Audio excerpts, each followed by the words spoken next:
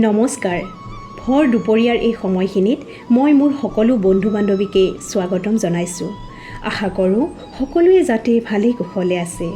ভৰ দুপৰীয়াৰ প্ৰতিটো খণ্ডত মই আপোনালোকক এটি এটি কাহিনী শুনাম। আচলতে এইবোৰ কাহিনী নহয়, আমাৰ সমাজত থকা কিছুমান মানুহৰ জীৱন সংগ্ৰাম।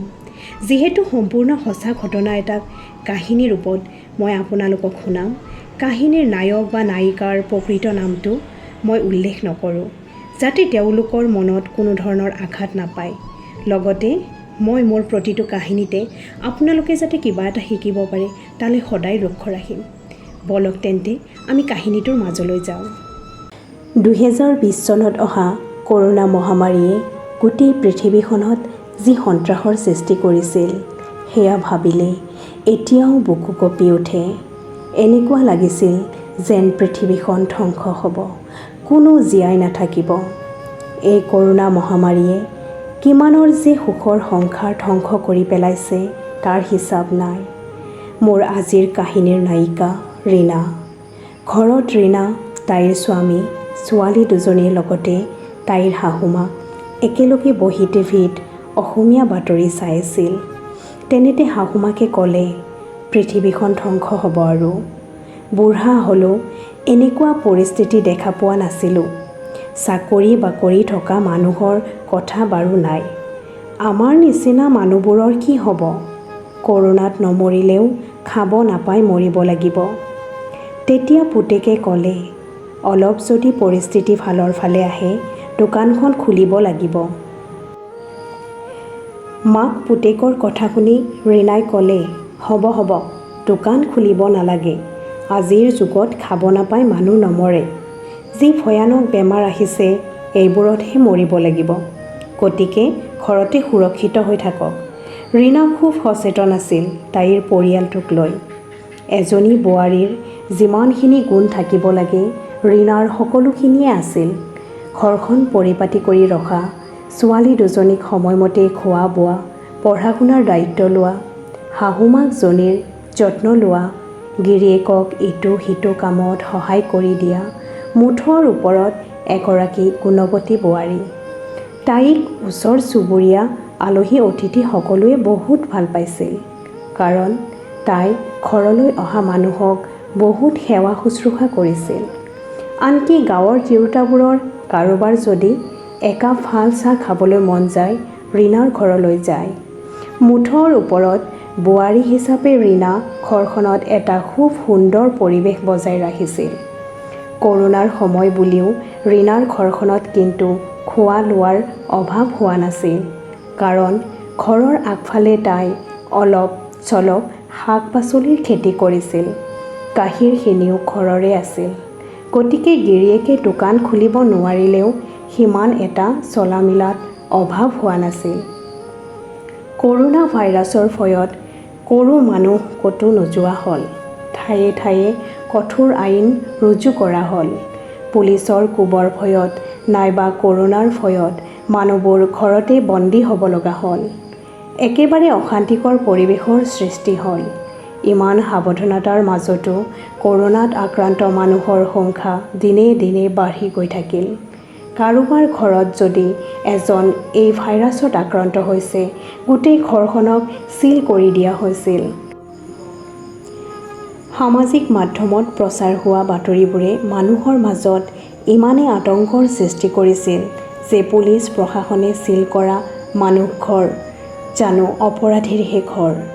মানুহবোৰৰ এনে আচৰণৰ বাবে কাৰোবাৰ যদি জ্বৰ চৰ্দি কাহ হৈছে তাকো ঢাকি ৰাখিবলগীয়াৰ দৰে পৰিস্থিতি হ'ল। চৰকাৰেওনো আৰু কিমান চম্ভালিব, উপায়বিহীন হৈ পৰিল। মানুহবোৰৰ আলাই আথানিবোৰ চাই দোকান পোহাৰবোৰ অলপ চলপ খুলিবলৈ আদেশ দিলে। মানুহবোৰেও তালৈকে বাট চাই আছিল। আৰুনো কিমান শুই বহি দিন কটাব। ৰীনাৰ গিৰিয়েকেও দোকানলৈ যোৱা আৰম্ভ কৰিলে। ৰীনাই ভয় ভয়কৈ হ'লেও গিৰিয়েকক দোকানখন খুলিবলৈ অনুমতি দিলে। কিন্তু বেচেৰীয়েনো কি জানে এই কৰোনা মহামাৰীয়ে যে তাইৰ কি কাঢ়ি নিব। কেইদিনমান যোৱাৰ পিছত তাইৰ গিৰিয়েকৰ অলপ কাহ হ'ল। তাই ভয় খাইছিল, কিন্তু গিৰিয়েকে ক'লে যে ভয় খাব নালাগে, সাধাৰণ কাহ, নিজে নিজে কমি যাব। তাইও কথাটো সহজভাৱে ল'লে। তথাপিও তাই নিজে টিভিয়ে বাতৰিয়ে পোৱা সাৱধানতাখিনি পালন কৰি আছিল। বাহিৰৰ পৰা অহাৰ লগে লগে গা মূৰ ধুব দিয়া, গৰম পানীৰ ভাপ ল'ব দিয়া, এই সকলোবোৰ কৰিছিল। যদিও আচল ভুলটো তাতেই হৈছিল, কাৰণ সিহঁতে ডক্তৰৰ ওচৰলৈ যোৱা নাছিল। ভাবিছিল সাধাৰণ কাহ ভাল হৈ যাব। লাহে লাহে কাহটো বাঢ়ি গৈ থাকিল আৰু হঠাৎ মানুহজনৰ গাটো ইমানেই বেয়া হ'ল যে উশাহ নিশাহ লোৱাত কষ্ট অনুভৱ কৰিলে। লগে লগে ৰীনাই ডক্তৰৰ ওচৰত লৈ গ'ল। গৈয়ে গম পালে যে তাইৰ মানুহজন কৰোণা পজিটিভ। মানুহজনৰ অৱস্থাটো দেখি ডক্তৰে লগে লগে ICUত ভৰ্তি কৰালে। ৰীনাই কান্দি কান্দি ঘৰলৈ উভতি আহিল। পিছদিনা ৰাতিপুৱাই পুলিচ প্ৰশাসনৰ লগতে ডক্তৰ, নাৰ্ছ ৰীনাৰ ঘৰত উপস্থিত হ'ল। পৰিয়ালৰ বাকীকেইজনৰ কৰোণা টেষ্ট কৰালে। তাত ৰীনা আৰু তাইৰ শাহুমা কৰোণা পজিটিভ ওলাল। কিন্তু সৰু সৰু ছোৱালী দুজনী কৰোণা পজিটিভ নাছিল। প্ৰশাসনে গোটেই ঘৰখনক চিল কৰি দিলে। ৰীনাৰ অৱস্থাটোৰ কথা ভাবকচোন। মানুহজন ICUত, বুঢ়ী শাহুজনী আৰু তাই কৰোণাত আক্ৰান্ত। ছোৱালী দুজনীক খোৱা বস্তু এটাৰ যোগাৰ ধৰিবলৈ কোনো এজন মানুহ সিহঁতৰ ঘৰত আহিব নোৱাৰে। মন মগজুৱে কাম নকৰা এটা পৰিৱেশ। ঘৰখন চিল কৰাৰ পিছদিনা ৰাতিপুৱাই খবৰ আহিল তাইৰ মানুহজন আৰু নাই।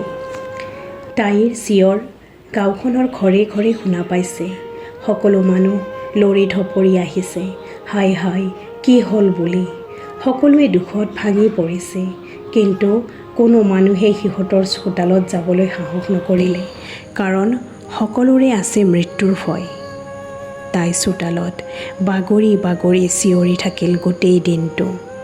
ছোৱালী দুজনীয়ে মাকক চাই চাই কান্দি আছিল। বুঢ়ী মাকজনীয়ে কঁপালত থপৰিয়াই থপৰিয়াই কি হ'ল বুলি চিঞৰি আছিল। মৃতকৰ দেহটো গাঁৱলৈ আনিব দিয়া নহ'ল। বাহিৰে বাহিৰে কোনোবা এখন শ্মশানত জ্বলাই দিয়া হ'ল। ৰীনা কিমান দুৰ্ভগীয়া নাৰী ক'বলৈ ভাষা নাই। জীৱন সংগীজনক বিদায়ৰ সময়ত নে তাই চুবলৈ পালে নে চাবলৈ পালে, তেনেকৈয়ে চিৰ বিদায় দিলে। তাইৰ মানুহজন ঢুকাবৰ প্ৰায় 2 মাহ হ'ল। মানুহজনক হেৰুৱা বেদনাই তাইৰ মনত দপদপকৈ জ্বলি আছে যদিও তাইৰ মগজুত আন এটা চিন্তাই কামুৰি আছে। দেউতাকৰ অবিহনে এই সৰু ছোৱালী দুজনীক তাই কেনেকৈ খুৱাব, কেনেকৈ পিন্ধাব। গতিকে তাই গিৰিয়েকৰ দোকানখন খুলিব লাগিব, নজনা কামবোৰ শিকিব লাগিব। তাই দোকানখন খোলা আৰম্ভ কৰিলে। ৰীনা এগৰাকী সাহসী নাৰী। তাই এতিয়া দোকানখন চলাই কাৰো ওচৰত হাত নপতাকৈ ঘৰখন সুন্দৰকৈ চলাই আছে। মানুহৰ মৃত্যু স্বাভাৱিক, জন্মিলে মৰিবই লাগিব। কিন্তু কৰোণাত আক্ৰান্ত হৈ মৃত্যু হোৱা মানুহৰ পৰিয়ালবোৰে যিখিনি দুখ কষ্টৰ মুখামুখি হৈছে, সেই যন্ত্ৰণা একেবাৰে অসহনীয়।